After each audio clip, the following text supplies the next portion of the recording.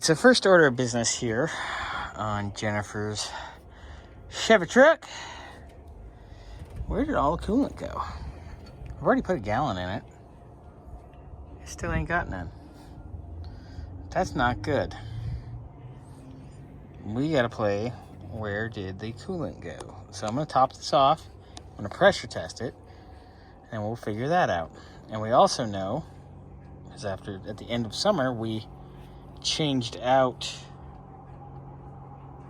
the O-rings on the AC system, and it still leaks. It leaks out of, what is that? Oh, a little military jet. Anyway, it leaks out of the compressor, so we do have to get her a compressor, which we've discussed. It should be like this, at least of our concerns right now.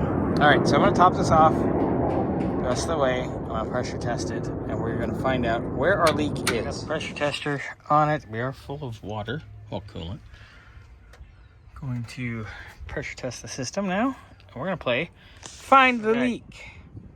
Cooling system is pressurized. Let's play where are we leaking? Found it. You can see the dripping.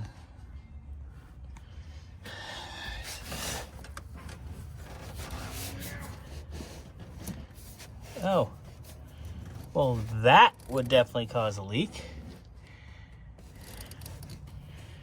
Hose clamp isn't tight.